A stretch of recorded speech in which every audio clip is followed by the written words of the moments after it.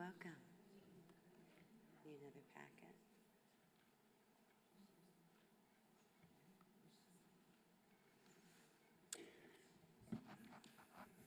I'll wait till Ellen gets back. Welcome, welcome. My name is Phyllis Bobrow, and on behalf of TBI Sisterhood, I want to welcome you all here on this beautiful Sunday afternoon, when we know you could be lots of other places doing lots of other lovely things, so we really appreciate your being here. I want to thank those of you in particular who've agreed to read this afternoon. We appreciate the time and your talents that you're sharing with us. I particularly want to acknowledge Ellen Rifkin, who's just walked out. Here she is. Today's program is Ellen's brainchild, and she's worked long and hard to birth this baby of a program. So thank you, Ellen. You may wonder how we selected the poems for today's event out of the many hundreds, perhaps thousands, of works that give voice to these terrible times. First, out of sheer overwhelm, and also out of respect for direct experience, we chose to exclude diaspora voices. Overwhelmingly, these poems were written by Israelis and Palestinians living in the region. Second, we did not seek to determine what works might be called representative. We've excluded poems from either side that express bitterness or extreme anger, though many such poems are powerful from a literary point of view. But they turn us to the past and not a future in which both peoples must flourish. The emphasis here is on the healing potential of mourning, its capacity to open us to a different path when we recognize ourselves in the other's grief. So turn off your phones. We encourage you to give full attention to each reader. You might choose to close your eyes to enhance the experience of listening. You are also welcome to follow along in the packet that you've received if that will aid in the understanding. Just don't rustle papers a whole bunch. There will be 2 times during the reading when we'll take a break from the intensity of the poems with an interlude of silent reflection with David Helfand's beautiful music in the background. At this time, I'd like to invite up Rabbi Ruchi, who will open our presentation with some words to help us ground ourselves and set our intention, after which she'll read the first poem in the program.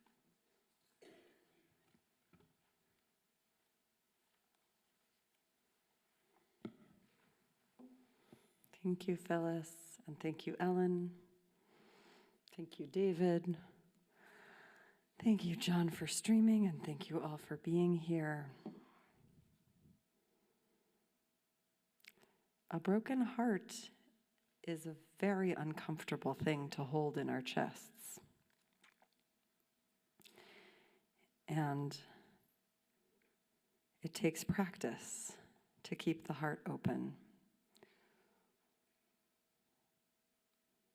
We're not always encouraged. In fact, most of the time we're encouraged to find excuses to close our heart or to keep our hearts only partially open to the narratives, the voices, the griefs that matter, that are legitimate.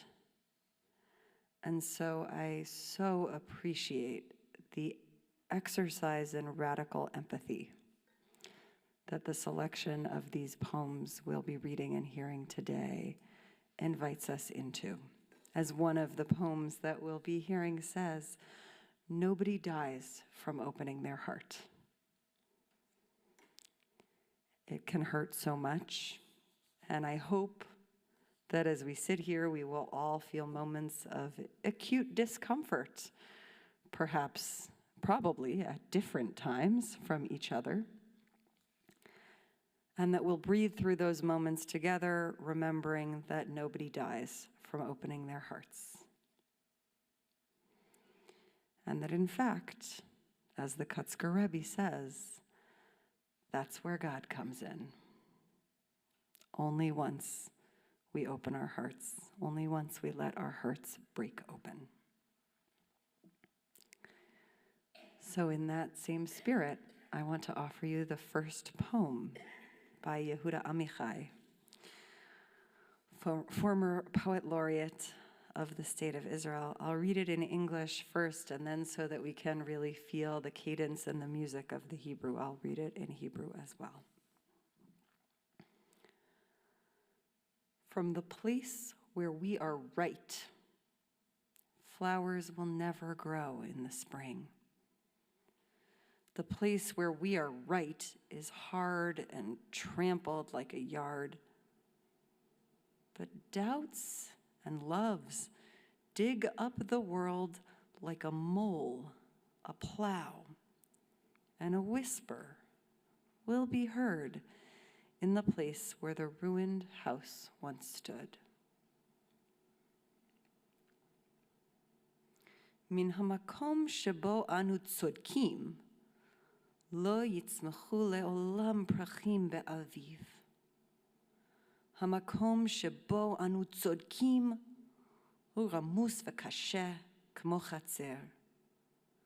אבל ספקות ואהבות עושים את העולם לתחוח כמו הפרפרת, כמו חריש, ולחישה תשמע במקום שבו היה הבית אשר נחרב.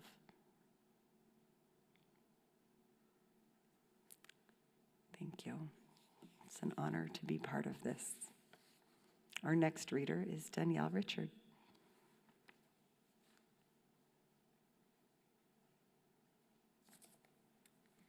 Hello, I will be reading two poems for you today.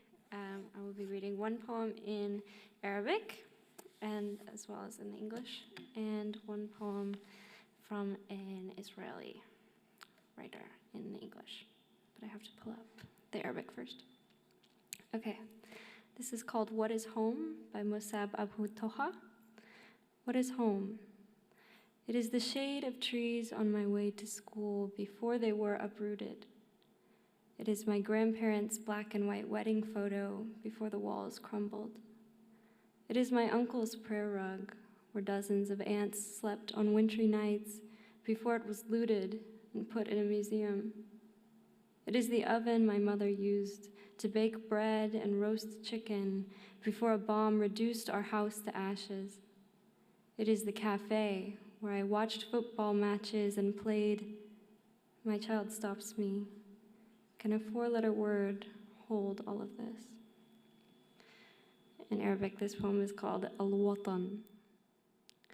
Al-Watan هو ظل الأشجار في طريقي إلى المدرسة قبل أن تقتلع وهو صورة بالأبيض والأسود لزفاف جدي وجدتي على الجدار قبل أن يهدم وهو سجادة عمي للصلة تحتها نامت عشرات النملات في ليالي الشتاء قبل أن تنحب وتودع في المتحف وهو الفرن تستخدمه أمي لصناعة الخبز وشوي الدجاج قبل أن يترمد بيتنا من قنبلة وهو المقهى حيث أشاهد مباريات كرة القدم وألعاب يقاطعني طفلي.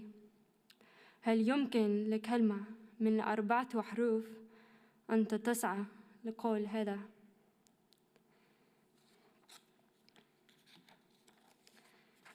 This next poem is called Run by Elhanan Nir.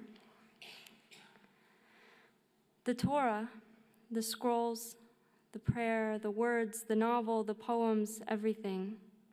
We would throw them away in an instant if only your rage at us would come to rest.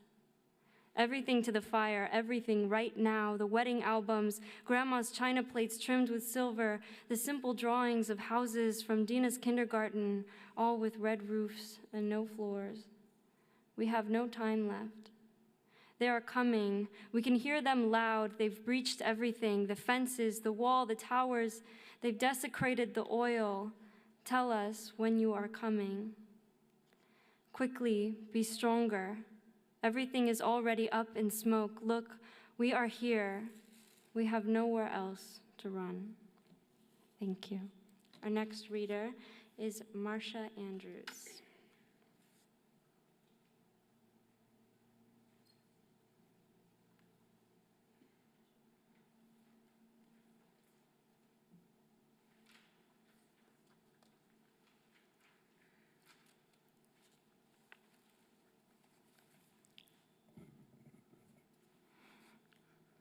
I will be reading 2 poems that give voice to the fears and the grief of parents during this war. The first is untitled by Musab Abu Toha. A father wakes up at night, sees the random colors on the walls drawn by his 4-year-old son. But he's dead after an airstrike. The colors are about 4 feet high. Next year, they would be 5 or 6. But the painter's dead, and the museum has no new paintings to show.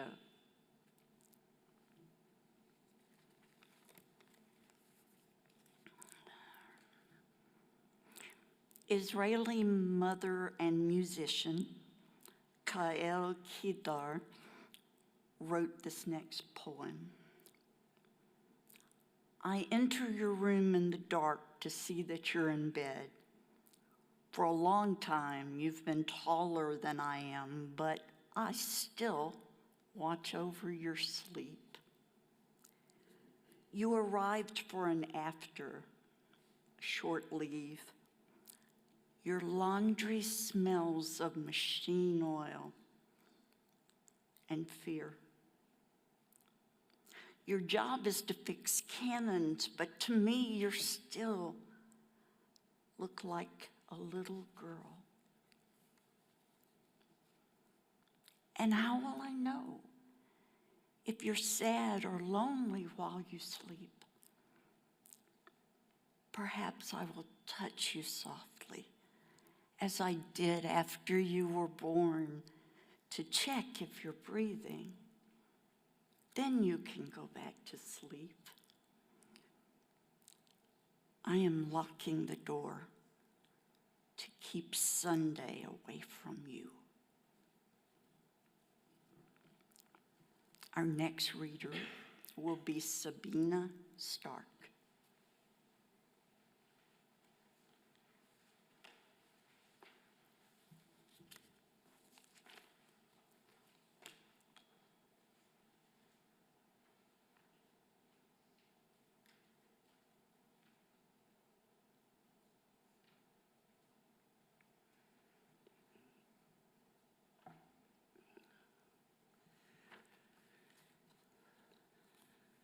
I'm going to read a poem that I wrote at the very beginning of the Second Intifada when I was living in Jerusalem in the year 2000. And it was composed between Rosh Hashanah and Yom Kippur. High Holy Days. Lost in the dry heart of Yerushalayim, God, like a broken messenger, sleeping through the long day's heat, ears ringing with the sobs of children, lies hidden under the shade of a fig tree. Could these be the holy days she intended us to sanctify in this parched corner of the world? Buses still run on my street. People in the neighborhood mourn their lost soldiers. I am quiet in the white cage of my little porch with my newspapers and cold tea. Only photographs and a camera's moving pictures show how blood is spilling across the blistering earth of Palestine, of Yisrael.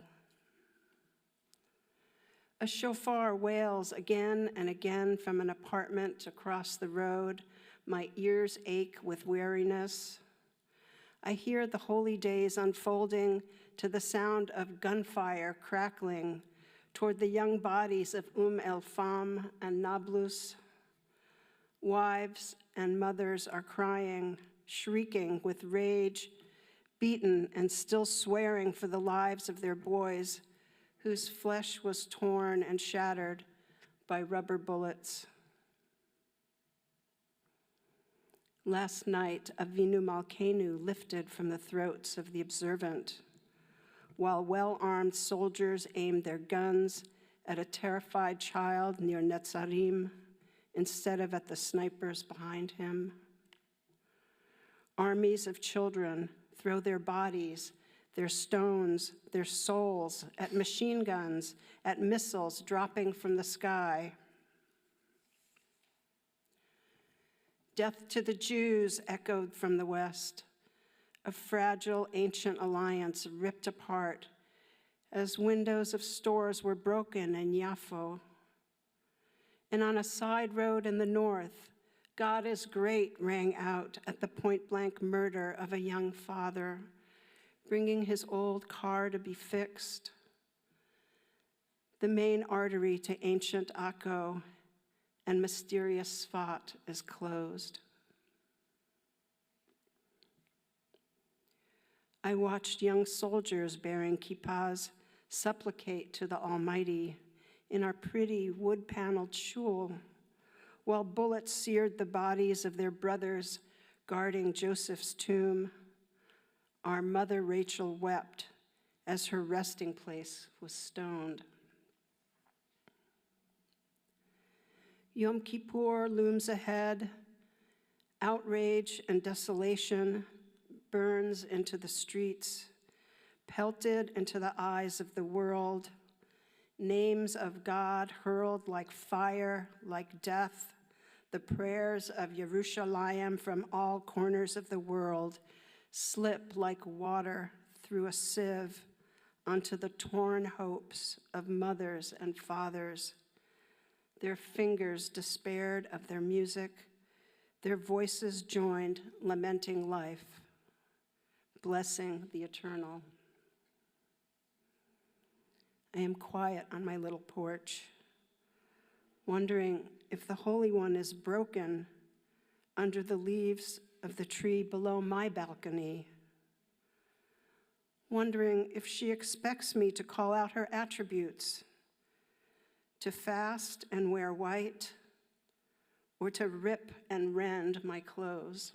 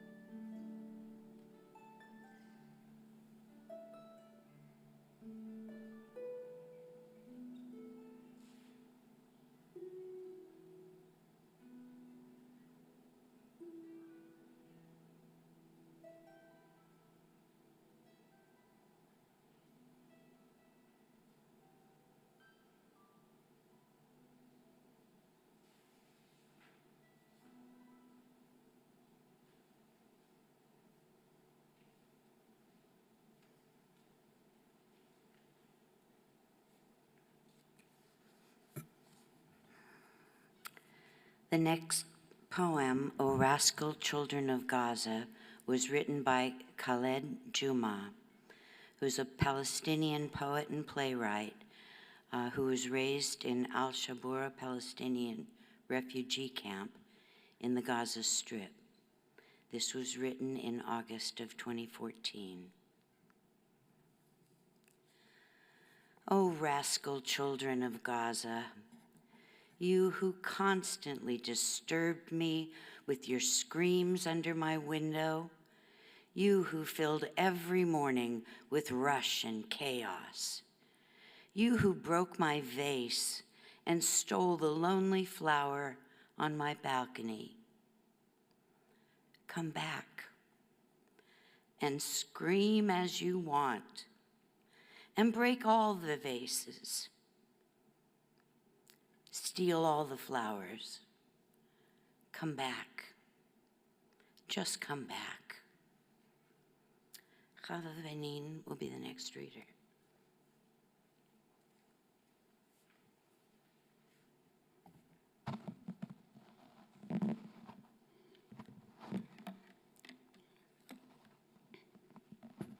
My cousin Yehuda made Aliyah to Israel with his wife Chaya in the 1970s and then settled in kibbutz Shomrat near Haifa. Their daughter Liat went to the army after high school, as many Israelis do, and there she met Aviv.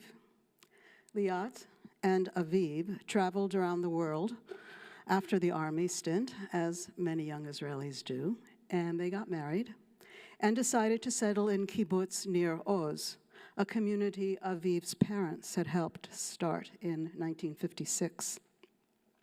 It's one of the many kibbutzim that border Gaza, and therefore called one of the Gaza envelope kibbutzim. On the morning of October 7th, Aviv, who had been in an elite army unit, was out patrolling the kibbutz, which was a customary activity, while Liat was at home. What haunts me, I think what always will haunt me, is the seemingly normal beginning to what will become an overwhelming tragedy. To not know what will unfold in the early morning hours, to have everything change so quickly. The poem October 7th is written as a villanelle, a highly structured poem format with alternating repeated lines, but which, in this poem, change a little as the stanzas progress. October 7th. That early morning, I said goodbye, unafraid. He stepped out with a kiss, a gentle shove. Our lives were woven, a richly hued braid. Like Hephaestus pounding his glorious trade, I imagined a bronze shield to protect my love. That early morning, I said goodbye, unafraid. At first, it seemed like an ordinary raid while he walked with friends in the leafy grove. Our lives were woven, still a richly hued braid. But their numbers were many, their intent to invade, following orders to destroy from above. That early morning, I said goodbye, not yet afraid. Did he see the weapon, the lethal blade, a sudden cut, an end, a fleeing dove, our tattered lives, an unraveled braid? Come back to me, I prayed, the earth now shorn of so much that I love. It was a final goodbye that morning, a lethal raid. Now, severed lives, once a richly hued braid.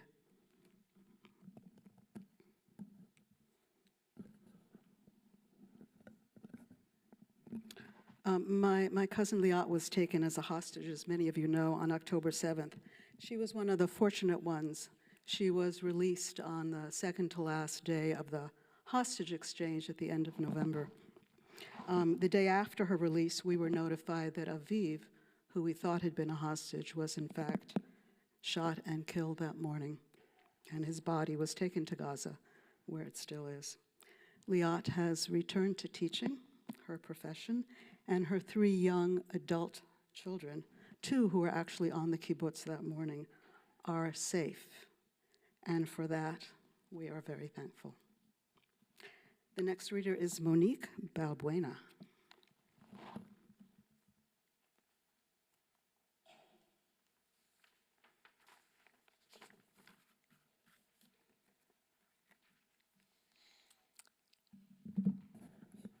The next poem is by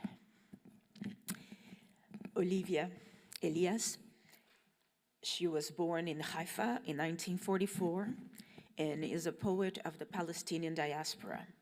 She spent her childhood in Beirut and writes in French. She lives in Canada. It's a translation by Jeremy Victor Robert. And I might read the original in French later, if you would like. Time has swallowed time. Night has swallowed day. Past, future, merged in a present of terror. The boa constrictor encircling our lives has squeezed, building after building, hospital after hospital, bookshop after bookshop, body after body, methodically and blindly demolish, kill as widely as possible.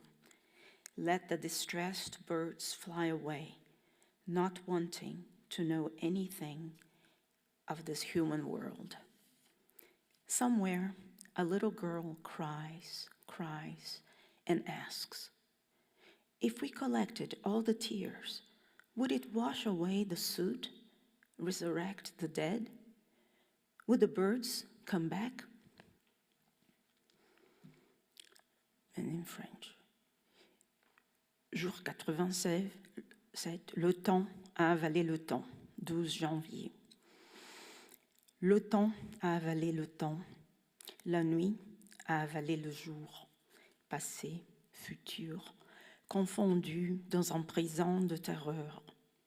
Le boa constricteur enroulé autour de nos vies, acéré, serré, immeuble après immeuble, hôpital après hôpital, librairie après librairie, corps après corps, méthodiquement et à l'aveugle, démolir, tuer le plus large possible.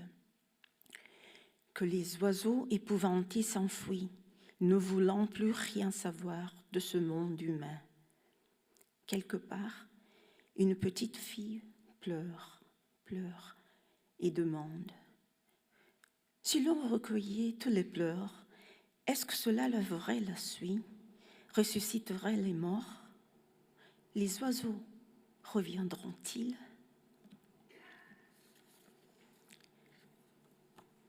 Our next reader is Oshrit Livne.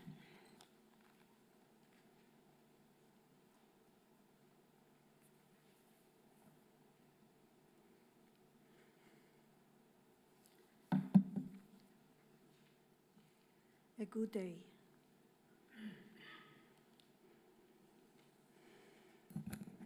Thank you. A Good Day by Israeli poet Rachel by Tal Shavit. I feel that Tal Shavit spoke of organizing, protecting, supporting, nourishing, caring, and carry out the repair of all that was broken after that day. She focused on the Israelis' actions and trauma and doesn't mention the political leadership's responsibility. Her poem began, on that day, we changed our lives in such a dramatic way. Israelis are relying on our strengths and resiliency, but even those traits shatters against the wish to cry or even the ability to keep breathing. How I am. Between the layers of life, I am good. Honestly, I haven't had a very good day since October 7. And the poem. First, I will read in English. If you can step a little closer and speak up, then they can take the amplification down and it won't be so tinny. Okay. It's okay?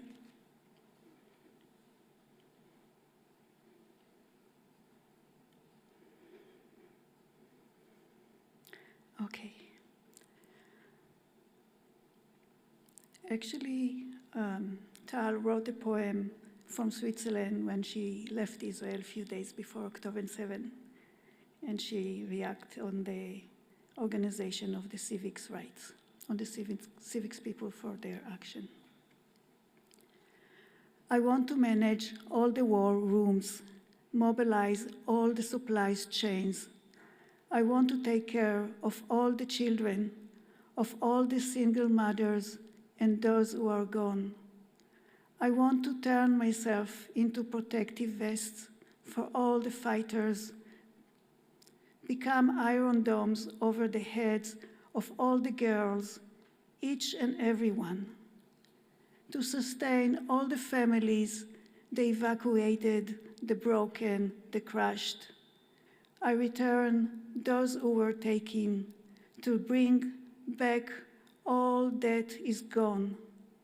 I want to collect all the donations and take them where they belong, to pass all the passages, to make all the sandwiches, to oversee all the efforts, but on a good day, I manage sometimes to breathe, sometimes to drink, sometimes to call loved one. On a good day, I manage sometimes to cry.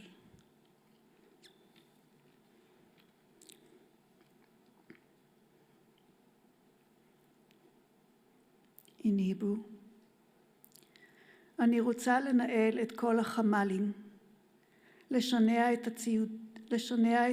את כל הציודים. אני רוצה לטפל בכל הילדים של האימהות היחדניות ושאינן. אני רוצה להפוך עצמי לווסטים עבור כל הנלחמים ולכפות מגינות על ראשיהן של כל הילדות כולן. לתמוך בכל המשפחות המפונות, הנשברות, המרוסקות, להשיב את כל העבדות, להחזיר את כל החטופות. אני רוצה לאסוף את כל התרומות ולהביאן ליעדן, להעביר את כל ההודעות, להכין את כל הכריכים, לרכז את כל המאמצים. אבל ביום טוב אני מצליחה לפעמים לנשום, לפעמים לשתות, לפעמים להתקשר לאהובים ואהובות. ביום טוב אני מצליחה לפעמים לבכות.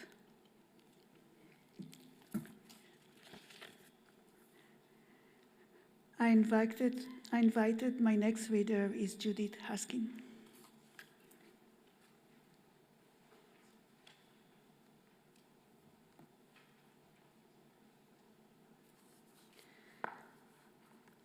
I will be reading Clock Square by Adi Kesar, who's a prominent Israeli writer of Yemenite descent, active in the creative movement for Mizrahi poetry, music, and dance. Clock Square. My nephew Itai and I are walking around the Clock Square in Jaffa. More than 80 years separate us from Kulthum, who performed here on a stage, and I'm trying to discover if the applause got tangled in the clotheslines. But where is Kulthum, and where are we? And opposite us, there's a shopkeeper talking, and my nephew Itai asks in trepidation, Adi, is he an Arab? An Arab, I reply. In Jaffa there are Arabs who live here. And are they good Arabs or bad Arabs? He asks breathlessly, tightening his hand in mine. Fear presses his lips together. In every nation there are good people and bad people, I reply. He huddles closer to me, unconvinced, and I realize that reassurance is needed here. Good, I add. And how do you know that they are Arabs? He pursues his investigation. his eyes following a dove strutting in front of a restaurant door. Ordinarily, he'd be chasing it and scaring it. Now it's part of a horror story. Of course I know. They are speaking Arabic, I reply, in the confident tone of someone who knows the answer isn't quite right. With that antenna kids have, he senses his aunt is herself confused, and his vigilance seeps into the sidewalk. Don't worry, they are like us. I extend him a lifeline. So, sometimes people think we are Arabs and they are Jews. His words make flocks of birds fly through my body, ripping my blood vessels in the commotion. And I want to tell him about my grandmother Shama'a, and Uncle Musa, and Uncle Daoud, and Uncle Awad. But at the age of 6, he already has Grandmother Ziona, Grandmother Yafa, lots of uncles, and fear and war he received as a gift from the state.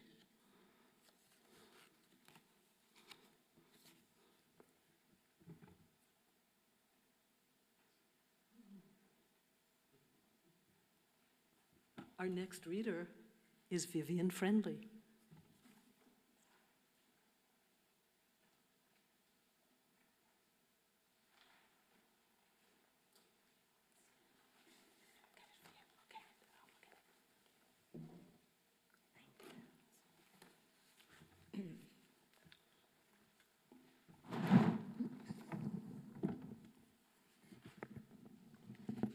I will be reading excerpts from Marzouk Halabi's very long poem, The 40 Rules of Engagement.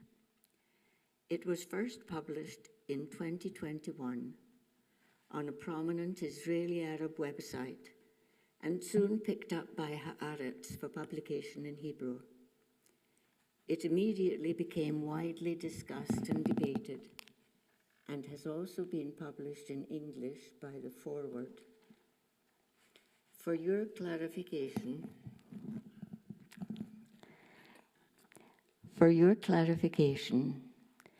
the city of Jaffa was called Bride of the Sea when it flourished under the Ottoman Empire. Excerpts from the 40 Rules of Engagement by Marzouk Halabi. From the first round, the roll call of your dead and of cities whose inhabitants were lost in exile lay before them, saying, I am not seeking revenge. I'd like us to agree on the beginning instead. Ask them if they know how many oranges Jaffa sold to strangers, how many newspapers voyagers read on the quayside, how many language schools there were, how many halls were packed with fans of Kulthum. Ask them and give them space to think as they remember the face of the Bride of the Sea. If you speak, share all your pain with them, show them every scar in your soul. Nobody dies from opening their heart. To provide water equally, or so we might take walks by the estuary and share our food like a pair of hikers. Whenever the scales tip in your favor, they will remind you that they are the victims. Believe them and go along with them, but say with affection, and we are the victims of the victims. Do not interrupt them when they remember their dead in the cemeteries of Berlin and recite the prayer for the missing dead. Be decent if they weep and say kind words about their hurt.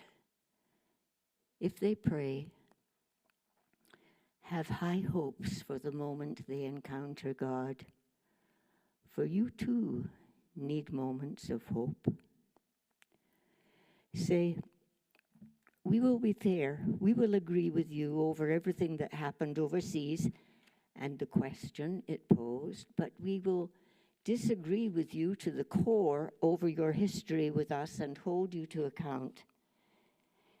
If they open maps to adjust borders and refigure places and populations and save corridors, tell them, fold up your maps. Our idea has room for all.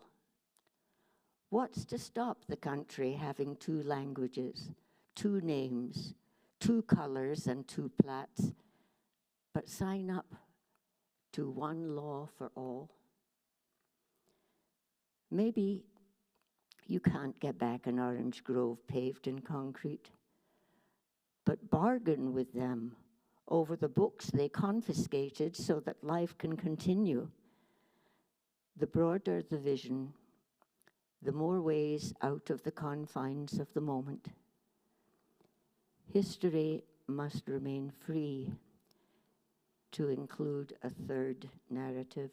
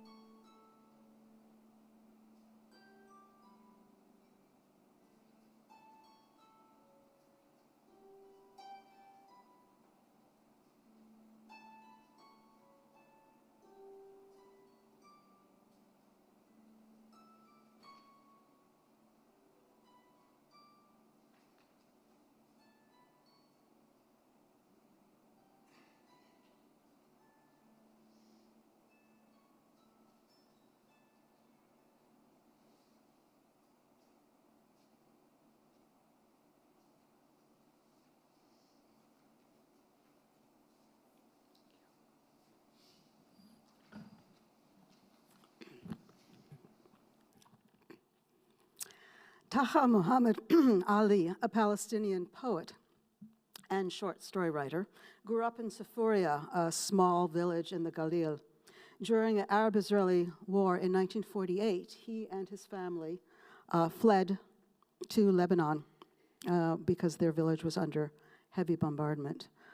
The following year, he settled in Nazareth and operated a souvenir stand, selling things to visiting tourists in Nazareth. While he never made it past 4th grade, he wanted to be a writer. And so he became self-taught. He immersed himself in the readings of classical Arabic literature, American fiction, and even English poetry. Taha Muhammad Ali started writing poems in the 1970s when he was in his 40s. And over the years, his little shop, called the Prominent Souvenir Center of Nazareth, became a type of informal literary salon, which is a wonderful image. As you'll see in the poem Revenge, which I'm about to read, Ali combines the personal and the political as he explores the upheaval that conflict causes and how it frames the way we see the world. Revenge.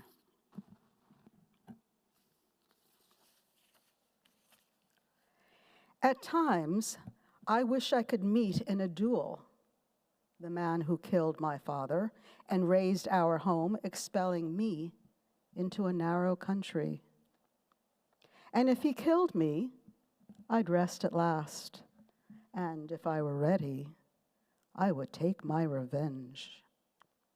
But if it came to light when my rival appeared that he had a mother waiting for him, or a father who'd put his right hand over the heart's place in his chest whenever his son was late, even by just 1/4 of an hour for a meeting they'd set, then I would not kill him, even if I could.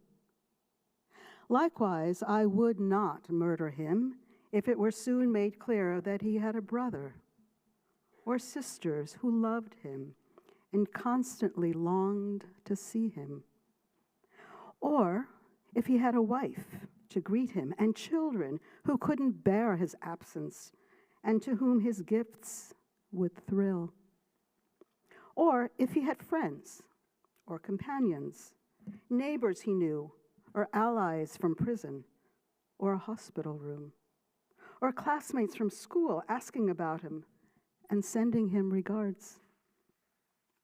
But if he turned out to be on his own, cut off like a branch from a tree, without a mother or father, with neither a brother nor sister, wifeless, without a child, and without kin or neighbors or friends, colleagues or companions, then I'd add not a thing to his pain within that aloneness, not the torment of death and not the sorrow of passing away.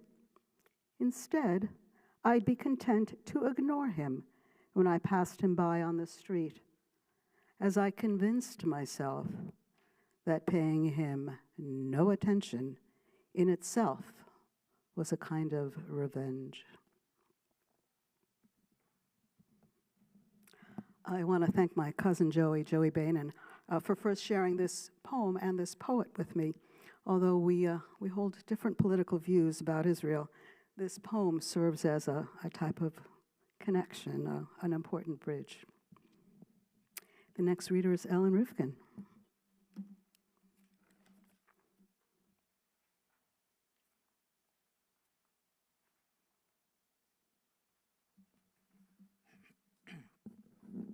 This poem, originally written in Yiddish, is entitled Nicht, or No. The author is Sholem Berger, a family physician and bioethicist who lives with his Yiddish-speaking family in Baltimore. Sorry. No. No, their death will not revive the dead. No, their hunger is not our bread. More tears from them just make more tears. Blood is red, is red.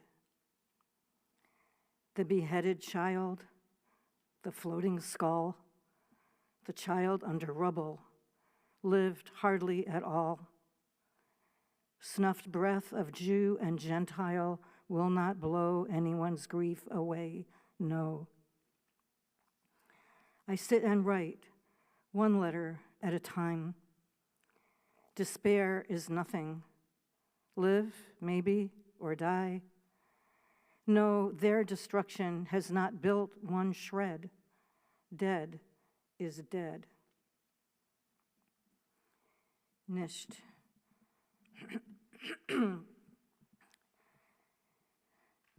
Nicht sehr teut wird mich hei sein die Teute. Nicht sehr Hunger ist unser Bräut. Mehren sehr Tränen wird nur Tränen mehren. Blut is right, is right. Der Scharben auf dem Wasser, das Kind gekäppt, das Kind unter Chorbes hat kaum gelebt. Der gehabter Atem von Jid und Goy lüftert nicht keinems Neut. Ich sitz und schreib Eus nach Eus. Jesch ist gar nicht, ach ja, amus. Nicht sehr Zerstörung hat aufgebaut. Teut ist teut. Our next reader is Laura Goodman.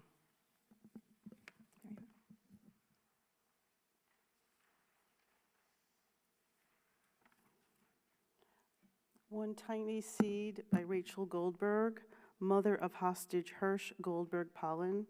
She read it to a meeting of the United Nations in Geneva last December, stating she wrote the poem for a woman in Gaza.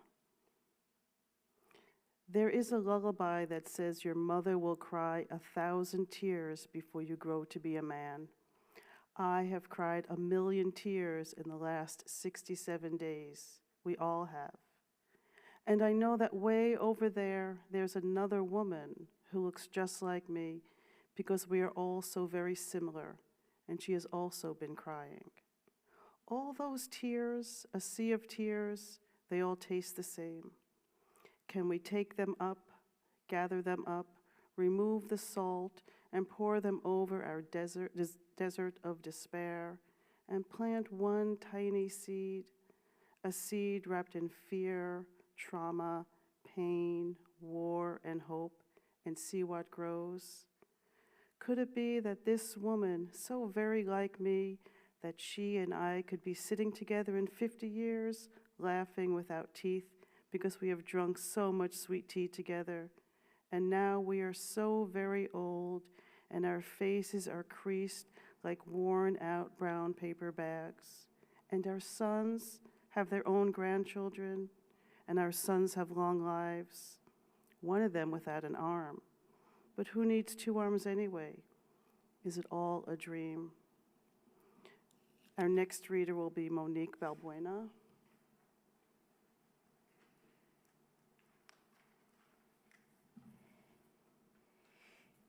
This poem was written by Palestinian Gazan poet Rifat al-Arir. He taught world literature to Gaza University students and mentored young writers.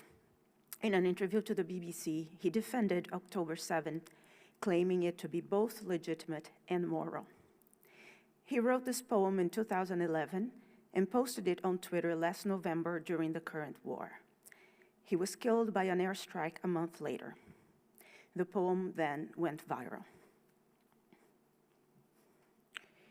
If I must die, you must live to tell my story, to sell my things, to buy a piece of cloth and some strings, make it white with a long tail, so that a child somewhere in Gaza, while looking heaven in the eye, awaiting his dad who left in a blaze and bid no one farewell, not even to his flesh, not even to himself, sees the kite my kite you made, flying up above. And thanks for a moment, an angel is there, bringing back love. If I must die, let it bring hope. Let it be a tale. The next reader is Oriana Khan Orvet.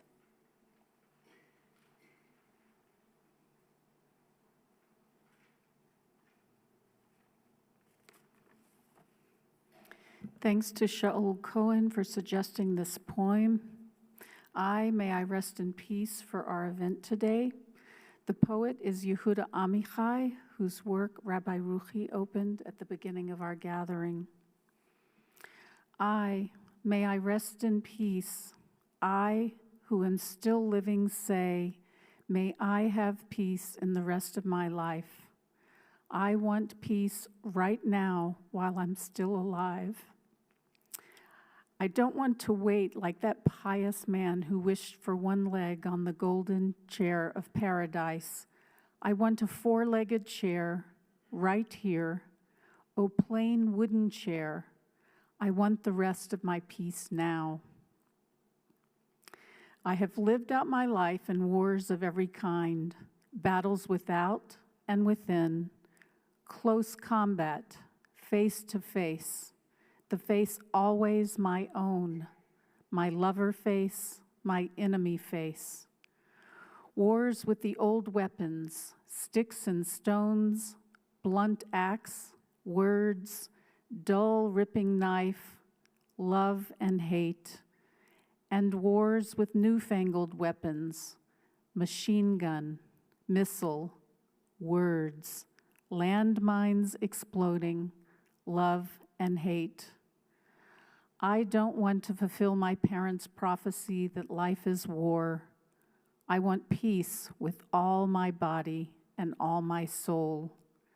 Rest me in peace. And now Phyllis will read our final poem.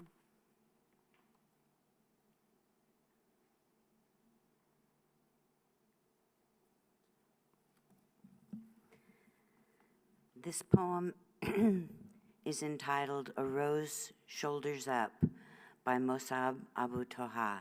We've heard several of his poems already. Don't ever be surprised to see a rose shoulder up among the ruins of the house. This is how we survived.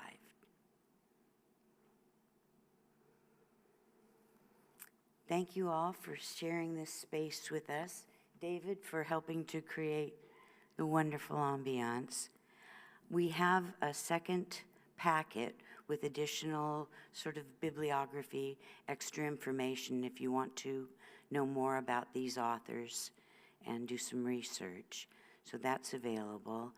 Also, if you'd like to stay a few minutes afterwards and meet to discuss your feelings about the event, the space will be available. Rabbi Ruchi will help us close with Kaddish.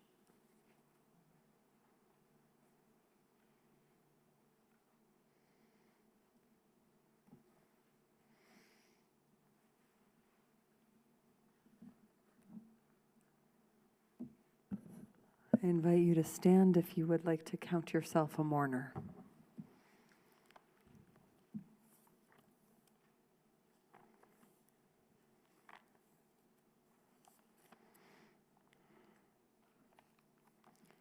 יתגדל ויתקדש שמי רבה, בעלמא דברך חירותי וימליך מלכותי, בחייכון ובימיכון, ובחיי דכל בית ישראל, בעגלה ובזמן קריב, ואמרו אמן.